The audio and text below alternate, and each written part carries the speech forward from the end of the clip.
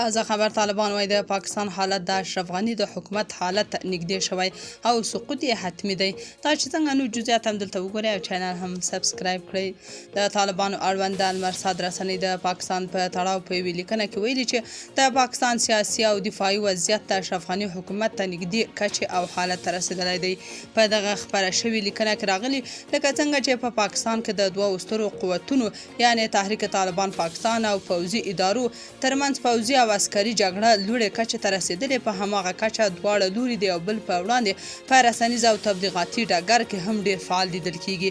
لیکنه زیاتوي له یوې خوا ټي ټي پي هره ورځ په لسګونو امنیتي کارکوونکي وژني او له بل پلوه امنیتي ادارې بیا د ټي ټي پي پر ضد عملیات کوي چې له امله پاکستان او په ځانګړې توګه خیبر پښتونخوا د جګړې په ډګر بدل شوی دی.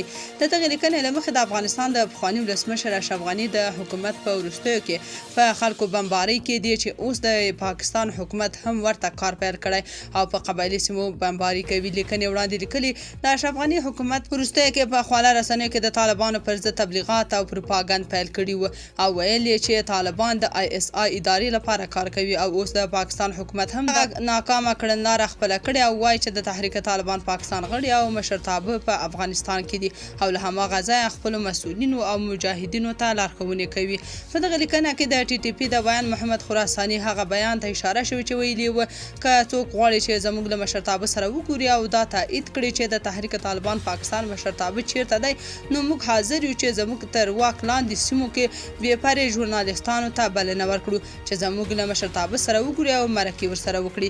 د دغې لیکنې په وروستۍ برخه کې راغلي چې اوس تحریک طالبان پاکستان په یوه نه ماتېدونکي ځواک بدل شوی دی. دولت دا ډول بې بنسټه ادعاوې د تحریک طالبان پاکستان د لاثبات لامل ګرځي. لیکنه زیاتوي د افغان طالبانو اړوند بې بنسټه څرګندونې د امریکا د اجنډا یوه برخه ده چې د پاکستان خلکو ته د منلو نه ده. بلخوا بلوچستان کې بیا په بلوچانو د پاکستاني پوځ څخه لاره ورکه کړې. تاسو په دې اړه څه نظر لرئ؟ کومنټ کې شریک او چینل هم سبسکرایب کړئ.